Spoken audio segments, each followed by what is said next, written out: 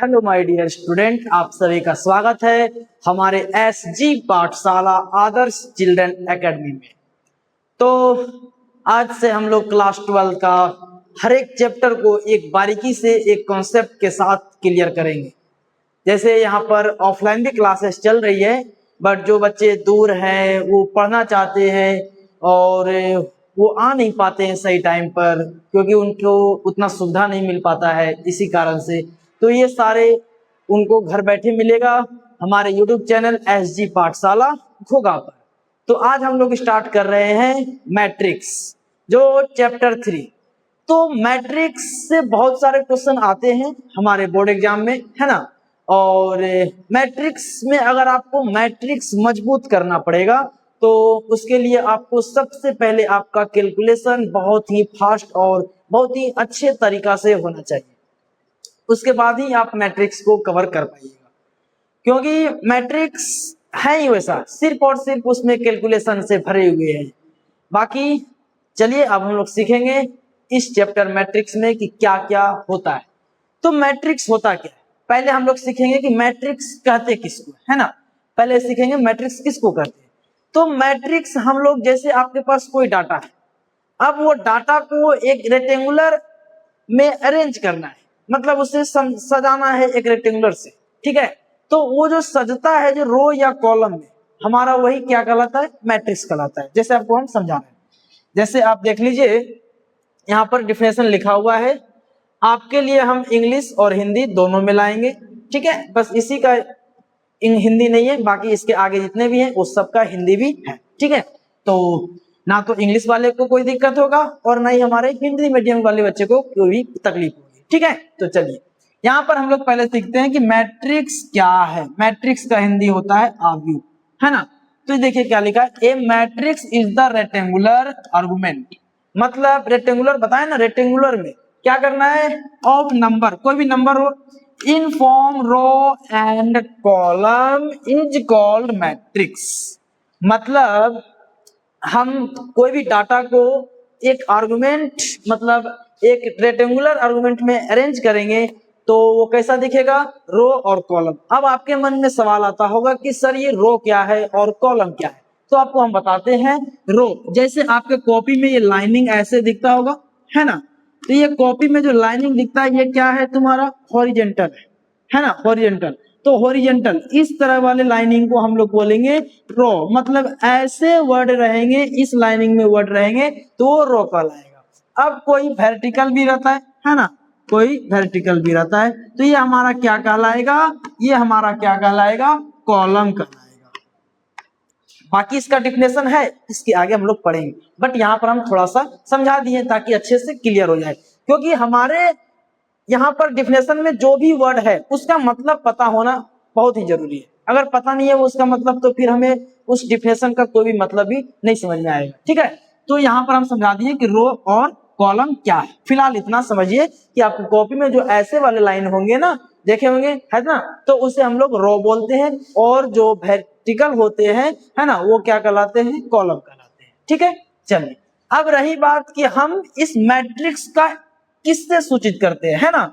किसी की कोई भी अगर वहां पर कोई भी नंबर हो या कोई भी हमारा चैप्टर है तो उसे हम लोग एक नाम देते हैं कि इस मैट्रिक्स को कैसे जानेंगे कि इसको किससे सूचित किया जाता है, इसका सिंबल क्या है, कैसे पता होगा कि ये जो क्वेश्चन है ये मैट्रिक्स का है, ये क्वेश्चन कैसे पता है कि ये डिटरमिनेंट का है ना। तो अलग अलग सारे का क्या होते हैं, यहाँ पर सिंबल होते हैं, और उसे सूचित मतलब डिनोटेड भी अलग अलग नामों से किया जाता है। तो यहाँ पर क्या है, ध्यान से देखिए, इट इज डिनोटेड बाय क्या लिखा हुआ है, it is denoted by A B C D dot dot dot etc। कहने का मतलब ये है कि हम लोग मैट्रिक्स का जो नाम देते हैं वो हमारा क्या है, capital alphabet A B C D E F G, capital alphabet से हम लोग इसको क्या करते हैं, नाम देते हैं, सूचित करते हैं, डिनोटेड करते हैं, ठीक है। मतलब कैपिटल अल्फाबेट से होना चाहिए। आप अल्फाबेट में कुछ भी हो, एक्स से सूचित कीजिए, वाई से सूचित कीजिए, ए से, बी से, जो नाम देना है दे सकते हैं, बट वो कैपिटल होना चाहिए, ठीक है। तो ये था मैट्रिक्स। अब मैट्रिक्स का सिंबल, जैसे यहाँ पर मैट्रिक्स का हम सिंबल बता देते हैं। मैट्रिक्स का सिंबल कैसा होता है, मैट्रिक्स का सिंबल ऐसे होते हैं, मैट्रिक्स का सिंबल ऐसे होते हैं, पहला सिंबल। दूसरा सिंबल जो होता है वो ऐसे दिया जाता है, दूसरा सिंबल ऐसे दिया जाता है, ठीक है। एक और सिंबल होता है, एक और सिंबल होता है जो बहुत कम टीचर लोग बताते हैं, ऐसे, है ना। तो बहुत सारे सिंबल होते हैं, ऐसे करके होते हैं, ऐसे करके होते हैं, है ना, ऐसे करके होते हैं। तो टोटल 3 सिंबल होते हैं, लेकिन सबसे ज्यादा फेमस सिंबल ये है और ये तो ना के बराबर सबसे ज्यादा सिंबल फेमस ये है। आपको मैट्रिक्स का एग्जाम हो या बोर्ड के जो एग्जाम पूछे जाते हैं मैट्रिक्स का क्वेश्चन, उसमें भी आपको ऐसा ही सिंबल देखने को मिलेगा, ठीक है। आपके बुक में भी ऐसा ही मिलेगा सिंबल, फिर उसके बाद ऐसा मिलता है, फिर ऐसा मिलता है, ठीक है। चलिए, ये सिंबल आपको तब मिलेगा जब आगे की पढ़ाई करेंगे उसके बाद। तो चलिए, ये था सिंबल किसका, मैट्रिक्स का। अगर कहीं भी इस तरह का सिंबल देखे तो हम कह सकते हैं कि ये क्वेश्चन किसका है, मैट्रिक्स का है, ठीक है। चलिए, मतलब किस फॉर्म में दिया हुआ है, मैट्रिक्स के फॉर्म में दिया हुआ है।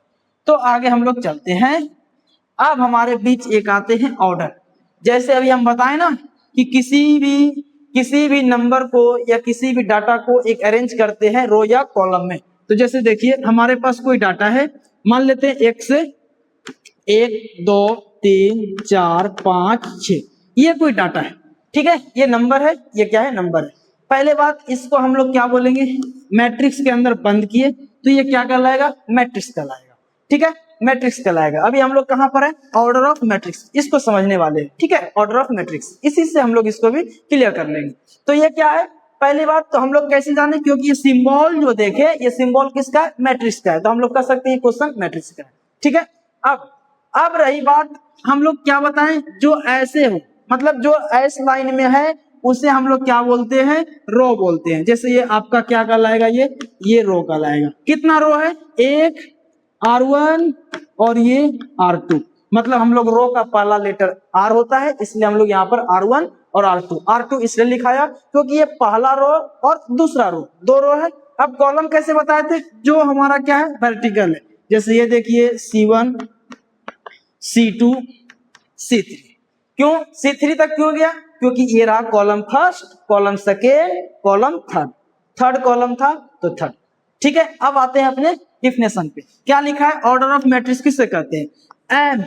इसको हम लोग क्या पढ़ते हैं, बाय पढ़ते हैं, क्या पढ़ते हैं, बाय, इसलिए हम यहाँ पर ब्रैकेट में लिख कर लाए हैं कि हमारे बच्चे को कहीं भी कोई पढ़ने में तकलीफ ना हो, ठीक है। तो यहाँ पर क्या लिखा है, M by N is called order of matrix, m by n is called order of matrix. अब यहाँ पर m क्या है और n क्या है, ये भी यहाँ पर लिखा हुआ है, ठीक है।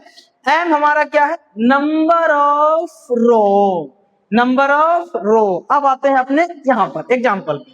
अब जरा बताइए इसमें क्या है, रो कितना है, एक R1 और एक R2, रो की संख्या 2। यहाँ पर लिखने का क्या स्टाइल है, पहले हम किसको लिखेंगे, m को, और m हमारा क्या कहलाता है, रो कहलाता है, तो ये हम रो की संख्या 2।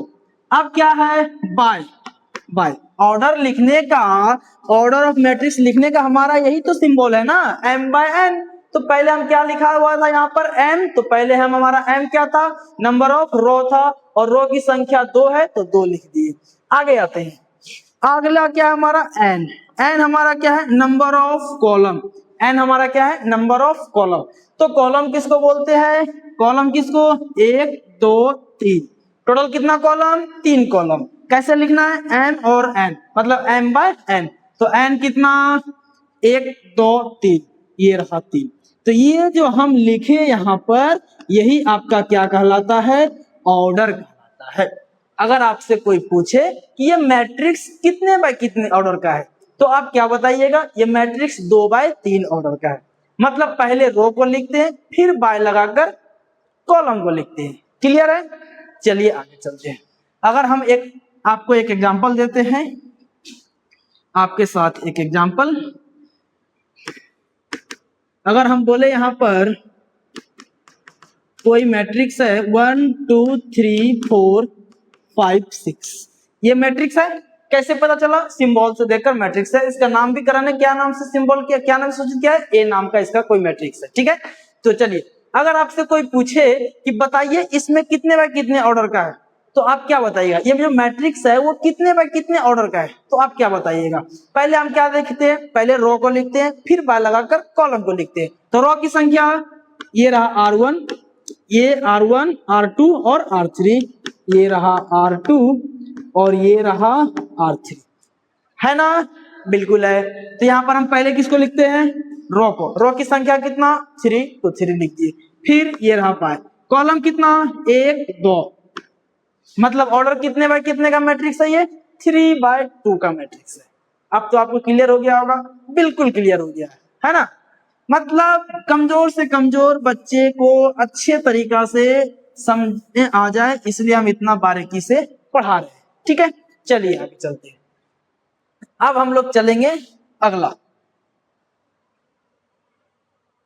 अगला है हमारा मैट्रिक्स। मैट्रिक्स का प्रकार क्या लिखा हुआ है? Types of matrix. अब आपको यहां से जो मिलेगा डिफिनेशन, वो आपको हिंदी में भी मिलेगा और इंग्लिश में भी मिलेगा। ठीक है, हिंदी वाले के लिए हिंदी में लिखेंगे और इंग्लिश वाले के लिए इंग्लिश में लिखेंगे। ठीक है, चलिए आगे हम चलते हैं। Types of matrix. मैट्रिक्स कितने प्रकार के होते हैं? आखिर मैट्रिक्स को हम लोग मैट्रिक्स के अंदर क्या क्या पढ़ने वाले हैं, वो चीज हम लोग यहाँ पर देखेंगे, क्योंकि मैट्रिक्स के बहुत सारे प्रकार होते हैं। ठीक है, फिलहाल तो हम लोग 8 या 9 प्रकार को पढ़ेंगे। ठीक है, चलिए। तो पहला क्या है? हम बताए थे ना अभी कि रो मैट्रिक्स का अलग से डिफिनेशन है, हम पहले ही बोले थे। तो यहाँ पर क्या लिख रहा है? Row matrix. रो मैट्रिक्स क्या बोल रहा है? हिंदी वाले देखेंगे यहाँ पर, एक ऐसा आव्यूह मैट्रिक्स, एक ऐसा आव्यूह जिसके सिर्फ एक पंक्ति हो, उसे हम लोग रो मैट्रिक्स कहते हैं। जिसका एक पंक्ति है, पंक्ति ये रहा 1 2 3, आपको यहाँ पर एग्जांपल लिखा हुआ है। ये क्या है आपका? ये आपका क्या है? ऑर्डर है। कितने बाय कितने ऑर्डर? 1/3 ऑर्डर। क्यों? क्योंकि रो की संख्या यहाँ पर 1 है, बट कॉलम की संख्या अगर देखने जाए हम 1 2 3, ये रहा 3। क्लियर है? बिल्कुल क्लियर होगा। इतना आसान तो बिल्कुल कहीं नहीं मिलने वाला है। चलिए, तो ये रहा हमारा रो मैट्रिक्स। ठीक उसी तरह से कॉलम मैट्रिक्स क्या है? कॉलम मैट्रिक्स ऐसा आव्यूह जिसका सिर्फ एक स्तंभ हो, मतलब जैसे यहाँ पर कॉलम रो की संख्या कितना था? 1, उसी तरह से कॉलम की संख्या कितना होना चाहिए? 1 होना चाहिए। आइए एग्जांपल देखते हैं। ए बराबर, पहले ही बोले थे मैट्रिक्स को किसी भी नाम से सूचित कर सकते हैं। ये रहा इसका मैट्रिक्स का सिंबल, है ना? मैट्रिक्स का सिंबल देखिए तो 1 2 3। अगर इसमें हम लोग रो गिनने जाएं तो रो कितना है? 1 2 3। देखिए तो रो की संख्या कितना? रो की संख्या कितना? 3। अगर कॉलम गिनने जाए तो कॉलम कितना? 1। यही तो एक कॉलम है, ये रहा एक कॉलम था, इसलिए हम इसको क्या बोले? Column matrix. एक रो था तो क्या बोले इसे? Row matrix. क्लियर? चलिए अगला चलते हैं हम लोग।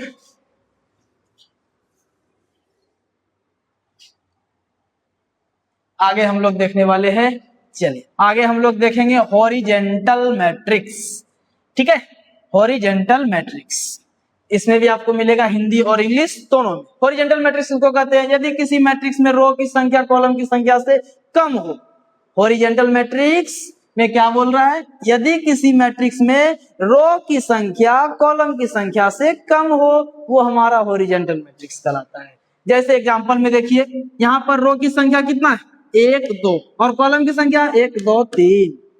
ठीक है, रो की संख्या 2 ही है और कॉलम की संख्या 3 है, मतलब कॉलम की संख्या से रो की संख्या कम है, तो उसे हम क्या बोलेंगे? हॉरिजेंटल मैट्रिक्स बोलेंगे।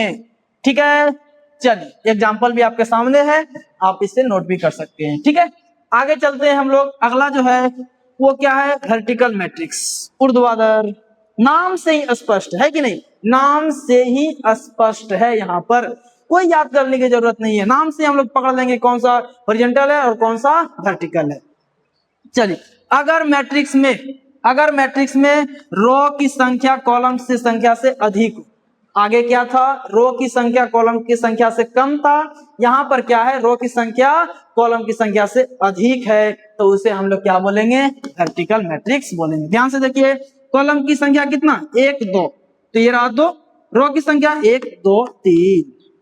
क्लियर है? बिल्कुल क्लियर है, आप लोग इसे नोट भी कर सकते हैं। चलिए आगे हम लोग चलते हैं, और ये रहा, ये देखिए यहाँ भी तो सिंबल है ना। ये क्या दर्शा रहा है? कि कॉलम की संख्या से आर क्या है? छोटा है। यहाँ पर क्या दर्शा रहा है? कि आर जो है वो कॉलम से बड़ा है। ठीक है, चलिए बिल्कुल सिंपल तरीका से पढ़ेंगे। ठीक है, कहीं भी किसी को कोई तकलीफ नहीं होना चाहिए। चलिए अब हम लोग आए अपने मेन पॉइंट पे, जो एग्जाम से बहुत ही, एग्जाम पॉइंट ऑफ व्यू से बहुत ही ज्यादा इंपॉर्टेंट है। ठीक है, चलिए क्या लिखा हुआ है, square matrix. Square matrix, square matrix से क्वेश्चन हमेशा आता है, चाहे वो ऑब्जेक्टिव में आए या सब्जेक्टिव में आए, हमेशा क्वेश्चन आता है, इसलिए हम लोग यहाँ पर VVI भी लगाते हैं। ठीक है, स्क्वायर मैट्रिक्स क्या कहते हैं, यदि मैट्रिक्स में रो और कॉलम की संख्या बराबर हो, नाम से यह स्पष्ट है। स्क्वायर आप लोग शुरू से पढ़ते आए होंगे, वर्ग आव्यूह, वर्ग तो आप लोग शुरू से जानते होंगे जिसका चारों भुजा बराबर है। ठीक उसी तरह से यहाँ भी है, हम लोग कॉलम और रो पढ़ रहे हैं, तो जिसका कॉलम और रो आपस में बराबर हो वो क्या कहलाता है, स्क्वायर मैट्रिक्स कहलाता है। ध्यान से देखेंगे, यदि मैट्रिक्स का रो और कॉलम की संख्या बराबर हो तो उसे हम लोग क्या कहते हैं, स्क्वायर मैट्रिक्स कहते हैं। ये रहा एग्जांपल फर्स्ट, ये रहा एग्जांपल सेकेंड। एग्जांपल फर्स्ट में देखिए क्या है, रो की संख्या कितना, 1 2, ये रहा रो की संख्या, कॉलम कितना 1 2, ये रहा। देखिए तो इसका ऑर्डर क्या है, दोनों के दोनों सेम है, दिख रहा है ना, बिल्कुल। चलिए अगला बी क्या है, कॉलम की संख्या, कॉलम रो की संख्या 1 2 3, ये रहा रो की संख्या, कॉलम 1 2 3, ये भी देखिए, तो ये भी कितने बाय कितने ऑर्डर का, 3 बाय 3। इसमें रो की भी संख्या क्या है, कॉलम की संख्या से बराबर है, तो क्या कहलाएगा, स्क्वायर मैट्रिक्स कहलाएगा। क्लियर है, स्क्वायर मैट्रिक्स। अब इस स्क्वायर मैट्रिक्स से एक फेमस क्वेश्चन है, स्क्वायर मैट्रिक्स से एक फेमस क्वेश्चन है जो ना कुछ भी चाहते हुए हमेशा पूछ ही डालता है ऑब्जेक्टिव में। क्या पूछता है ये देखिए, इसलिए हम इसको पर्सनल लीक कर लाए, पर्सनल लीक कर लाए। और इस बार हम बोले भी थे बच्चे को कि इस बार फंसेगा ये, तो फंसेगा, फंस भी गया था, है ना। m बराबर n, ध्यान से देखेंगे, ध्यान से देखेंगे, ये हम बच्चे को बताए थे कि ये क्वेश्चन इस बार जरूर पूछेगा, जब हम अपने बैच वाले बच्चे को पढ़ा रहे थे। क्या है यहाँ पर, ध्यान से देखिए, ए मैट्रिक्स, ए मैट्रिक्स, ए मैट्रिक्स क्या है, Aij, यह क्या आ गया, m बाय n। बोल रहा है is a square matrix if, कब होगा, जब m की संख्या बराबर होगी n की संख्या से। तो ये ऑब्जेक्टिव में क्या पूछता है कि ये दे देगा a बराबर इतना, इज स्क्वायर मैट्रिक्स, ऑप्शन में देगा m greater than n, b m less than n, m c, n बराबर n, तो हम लोग ये मार के आएंगे। स्क्वायर मैट्रिक्स कब होगा, जब रो की संख्या कॉलम की संख्या से बराबर हो तब। इसलिए ये क्वेश्चन बहुत ही ज्यादा बार पूछा गया है और सिर्फ ऑब्जेक्टिव। ठीक है, ना चाहते हुए भी इसको डाल देता है। ठीक है, तो चलिए ये रहा हमारा स्क्वायर मैट्रिक्स। ठीक है, आगे चलते हैं हम, हमारा क्या है, डायगोनल मैट्रिक्स। डायगोनल मैट्रिक्स किसके सहारे चलते हैं, स्क्वायर मैट्रिक्स के ही सहारे चलते हैं। कौन, डायगोनल मैट्रिक्स। स्क्वायर मैट्रिक्स क्या होती है, ऊपर हम लोग सीखे, डायगोनल मैट्रिक्स भी स्क्वायर मैट्रिक्स से ही रिलेटेड है, बस इसमें क्या अंतर है वो देखते हैं। पहली बात क्या बोल रहा है, डायगोनल के अंदर एक स्क्वायर मैट्रिक्स होना चाहिए, मतलब पहले डायगोनल होने से पहले वो क्या होना चाहिए, स्क्वायर मैट्रिक्स होना चाहिए। कहने का मतलब ये है कि उसका रो का संख्या और कॉलम की संख्या आपस में बराबर होना चाहिए। ठीक है, ए स्क्वायर मैट्रिक्स डायगोनल मैट्रिक्स तब कहलाती है, कब कहलाती है, ध्यान से देखिए। मुख्य विवरण क्या है, पहला प्रिंसिपल डायगोनल। अब आपके मन में सवाल आता होगा कि सर प्रिंसिपल डायगोनल किसको कहते हैं, है ना, या प्रिंसिपल एलिमेंट किसको कहते हैं। यहाँ पर क्या लिखा है, ध्यान से देखिएगा, डायगोनल के सभी तत्व नॉन जीरो होंगे और बाकी सभी तत्व क्या होंगे, जीरो होंगे। तो आपके मन में सवाल आया होगा कि प्रिंसिपल एलिमेंट, प्रिंसिपल डायगोनल किसको कहते हैं। चलिए यहाँ पर हम लोग देखते हैं एग्जाम्पल से। मान लेते हैं ए बराबर है 1 2 3 4 5 6 7 8 9, ऐसे करके। पहली बात ये मैट्रिक्स है, मैट्रिक्स है, क्यों, सिंबल से हमें पता चला कि क्या चीज है, मैट्रिक्स है। अगर हम इसमें ऑर्डर बोले तो कितने ऑर्डर का है, 3 बाय 3, क्योंकि R1 R2 R3, column first, column second, column third, order कितने बार कितना का, 3 का। अब इसमें से डायगोनल कौन सा कहलाते हैं, डायगोनल एंड प्रिंसिपल एलिमेंट्स कौन सा कहलाते हैं। प्रिंसिपल एलिमेंट्स हमारा ये कहलाते हैं, प्रिंसिपल एलिमेंट्स हमारा ये कहलाएंगे। कौन कौन, ये हो गया, ये हो गया, ये हो गया, ये हमारा क्या कहलाते हैं, प्रिंसिपल एलिमेंट्स कहलाते हैं। बाकी सब क्या कहलाते हैं, ये हमारा एलिमेंट्स है, क्या है ये सब हमारा एलिमेंट्स, सब क्या है एलिमेंट्स। ठीक है, तो ये रहा हमारा यहाँ पर क्या बोल रहा है, ध्यान से देखेंगे। पहला मुख्य विवरण क्या है कि प्रिंसिपल एलिमेंट के सभी तत्व नॉन जीरो होना चाहिए, मतलब ये बीच वाला जो है वो जीरो नहीं होना चाहिए। इसके अलावा जो बच गया, इसके अलावा ये फिर नीचे ये सब के सब क्या होना चाहिए, जीरो होना चाहिए, तभी वो क्या कहलाएगा, डायगोनल कहलाएगा। एक बार हम फिर से रिपीट कर रहे हैं, प्रिंसिपल डायगोनल मैट्रिक्स किसको कहेंगे, डायगोनल मैट्रिक्स होने से पहले वो क्या होना चाहिए, स्क्वायर मैट्रिक्स होना चाहिए। कहने का मतलब ये है कि m बराबर n होना चाहिए। अब प्रिंसिपल हम लोग बताएं कि प्रिंसिपल किसको कहेंगे, ये बीच वाले को, बीच वाला का इसलिए प्रिंसिपल कहते हैं, इसको हम अच्छे से और अच्छे से समझाएंगे। ठीक है, अभी आगे चलिए और अच्छे से समझाएंगे इसको हम। प्रिंसिपल हमारा कहने का मतलब ये है जिसका रो R1 और R2, मतलब जिसका रो और कॉलम समान हो, जिस एलिमेंट का पोजीशन रो और कॉलम समान हो, वो हमारा क्या कहलाएगा, प्रिंसिपल डायगोनल कहलाएगा। ठीक है, ये इसका देखिए, अगर हम इसका पोजीशन पूछे तो इसका पोजीशन क्या होता है, A11, इसका पोजीशन क्या होता है A11, इसका पोजीशन बोले तो A22, इसका पोजीशन A33। इसलिए इस दो लिखे तो जितना रो उतना कॉलम, जितना रो उतना कॉलम, इसी कारण से वो क्या कहलाता है, प्रिंसिपल डायगोनल। ठीक है, चलिए हम इसका एग्जांपल एक और दे देते हैं आपको, एक एग्जांपल और दे देते हैं, ये लीजिए एक एग्जांपल और दे देते हैं किसका, डायगोनल मैट्रिक्स का। 1 0 0 0 5 0 0 0 3 क्या बोल रहा था, प्रिंसिपल डायगोनल जीरो नहीं होना चाहिए, इसके अलावा जो एलिमेंट्स हैं वो सब के सब क्या होना चाहिए, जीरो होना चाहिए। देखिए इसके अलावा सब के सब क्या है, जीरो है, प्रिंसिपल एलिमेंट्स जीरो नहीं होना चाहिए, तो उसको हम लोग क्या बोलेंगे, डायगोनल करते हैं। ठीक है, चल आगे हम लोग चलते हैं अपने अगले मैट्रिक्स पे। अगला मैट्रिक्स क्या है, ध्यान से देखेंगे, स्केलर मैट्रिक्स। वाह, ये भी बहुत ही अच्छा मैट्रिक्स है, स्केलर मैट्रिक्स है। स्केलर मैट्रिक्स क्या है, ध्यान से देखेंगे, स्केलर मैट्रिक्स यदि कोई डायगोनल मैट्रिक्स हो और उसकी मुख्य विवरण क्या है, प्रिंसिपल डायगोनल के सभी तत्व एक जैसे हों, और क्या बोल रहा है, प्रिंसिपल डायगोनल का सभी तत्व क्या होना चाहिए, एक जैसे होना चाहिए, तो उसे हम लोग क्या कहेंगे, स्केलर मैट्रिक्स कहेंगे।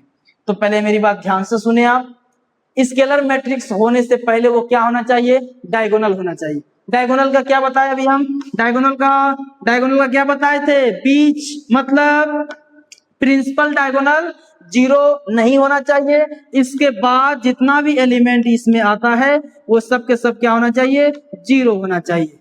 इसका कारण यही है। ठीक है, स्केलर मैट्रिक्स में क्या बोल रहा है, सबसे पहले वो क्या होना चाहिए, डायगोनल होना चाहिए। ठीक है, डायगोनल होना चाहिए, ये रहा डायगोनल। अब डायगोनल में क्या था कि प्रिंसिपल एलिमेंट सेम नहीं था, प्रिंसिपल डायगोनल सेम नहीं था, बट इसमें क्या बोल रहा है, स्केलर में क्या बोल रहा है, ध्यान से देखिएगा, यदि डायगोनल मैट्रिक्स हो तो उसके मुख्य विवरण क्या है, उसके प्रिंसिपल डायगोनल क्या होना चाहिए, सभी के सभी एक जैसे होना चाहिए, मतलब सेम होना चाहिए, उसे हम लोग क्या कहेंगे, स्केलर मैट्रिक्स कहेंगे।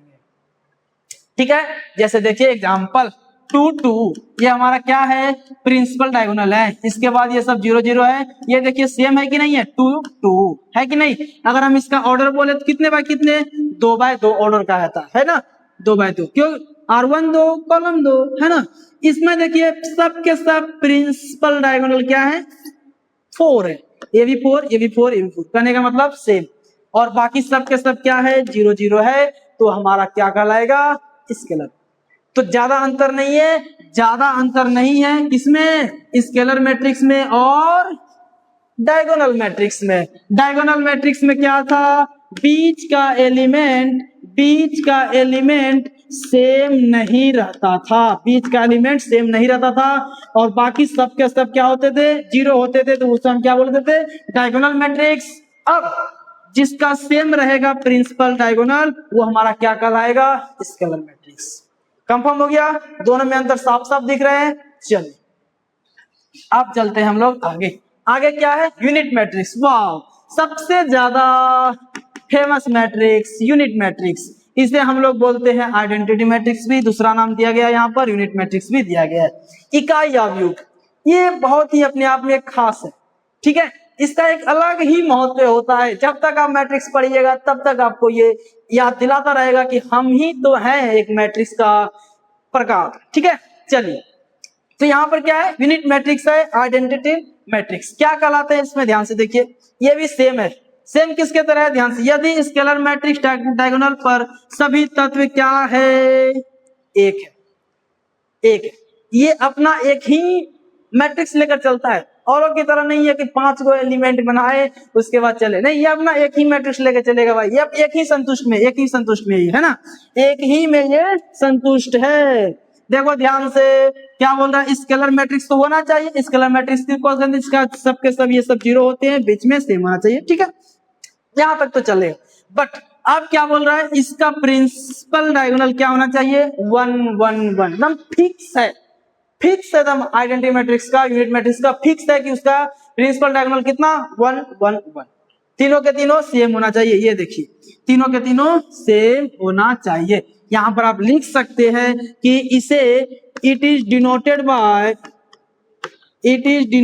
बाय क्या बोलते हैं, आई से इसे सूचित किया जाता है। किसको, यूनिट मैट्रिक्स को किससे सूचित किया जाता है, आई से सूचित किया जाता है। ये रहा, ये I2 क्यों लिखा है, आपके मन में सवाल आता होगा, I2 क्यों लिखा है। I2 इसलिए लिखा गया है क्योंकि इसका ऑर्डर जो है वो कितने बाय कितने का है, 2 बाय 2 का है। देखिए ध्यान से, 1 2 मतलब R1 R2, 1 2 column first column second, order लिखेंगे तो कितने बाय कितने का लिखेंगे, 2 बाय 2 ऑर्डर लिखेंगे, इसलिए यहाँ पर क्या लिखा हुआ है, I2 लिखा हुआ है। क्लियर है। अब कहीं पे इस तरह से लिखा रहे I2, इसका मतलब हम लोग क्या समझेंगे, कितने बाय कितने ऑर्डर का बोल रहा है, 2 बाय 2 ऑर्डर का बोलेगा, 1 0 0 1, एकदम फिक्स है, एकदम फिक्स है जिसको बोलते हैं। ये I3 क्यों लिखा हुआ है, क्योंकि इसमें रो की संख्या 3 कॉलम की संख्या 3, इसीलिए क्या कहलाया ये I3। वाह कितना अच्छा है ना, कॉलम की संख्या 3 रो की संख्या 3, इसीलिए कहलाया ये I3। ठीक है, चलिए ये एकदम याद रखिएगा कि हमें जब भी कहीं भी बोला जाए कि बाबू लिखकर बताओ जरा I3 क्या है, तो I3 हम लिखेंगे 1 0 0 1 0 0 1। ठीक है, ये आपको क्वेश्चन में मिलता रहेगा जब तक आप मैट्रिक्स पढ़ते रहिएगा। ठीक है, चलिए तो ये था हमारा यूनिट मैट्रिक्स, इसमें आप टिक लगा सकते हैं कि ये सबसे अच्छा मैट्रिक्स है अब तक का। चलिए अब चलते हैं आगे, एक और मैट्रिक्स है। हम लोग टोटल 9 मैट्रिक्स पढ़ लिए, इतना तो कोई पढ़ाता भी नहीं होगा जहां तक मुझे लगता है, बस काम भर लोग पढ़ाते हैं और लौटा देते हैं। ठीक है, इसलिए आप उन लोगों से बचे और अपने कॉन्सेप्ट को क्लियर करें।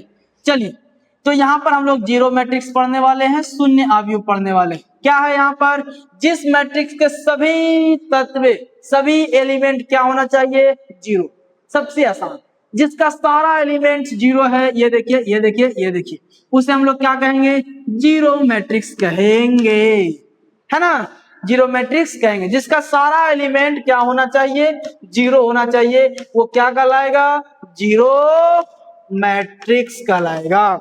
कोई दिक्कत, कोई दिक्कत नहीं होना चाहिए। चलिए हम लोग चलते हैं अगले टॉपिक पे। हाँ अब आ गया हमारा कि अब मैट्रिक्स का प्रकार तो हम लोग पढ़ लिए, इतना इतना प्रकार का मैट्रिक्स होता है। अब हम लोग पढ़ेंगे कि दो मैट्रिक्स को गुना कैसे किया जाता है। दो मैट्रिक्स में एक स्केलर क्वांटिटी से, सॉरी स्केलर, हम लोग कोई भी चीज स्केलर करने का मतलब ये है स्केलर कांस्टेंट से हम लोग उसको कैसे गुना करेंगे, जैसे 2 3 4 5, है ना, तो ये सब हम लोग कैसे एक मैट्रिक्स के अंदर गुना कर सकते हैं, ये हो गया। दूसरा, दो मैट्रिक्स को हम कैसे ऐड कर सकते हैं, मतलब जोड़ सकते हैं। ठीक है, अगला तीसरा क्या हो जाएगा, दो मैट्रिक्स को हम लोग गुना कैसे कर सकते हैं, है ना, ये चीज सीखेंगे। दो मैट्रिक्स को हम लोग डिवाइड कैसे कर सकते हैं, ये चीज सीखेंगे। दो मैट्रिक्स को हम लोग सब्ट्रैक्ट कैसे कर सकते हैं, ये चीज भी सीखेंगे। ठीक है, तो हम अगले वीडियो में आएंगे तो इसको अच्छे तरह से डिस्कस करेंगे, इसलिए आप मिस मत कीजिएगा अगला वीडियो, क्योंकि अगला वीडियो जो होने वाला है वो हम लोग बहुत ही अच्छे तरीका से पढ़ेंगे कि मल्टीप्लिकेशन बाय स्केलर, मतलब एक स्केलर से हम किसी मैट्रिक्स में कैसे गुना करते हैं, ये चीज हम लोग सीखेंगे अगले वीडियो में। ठीक है, तो आप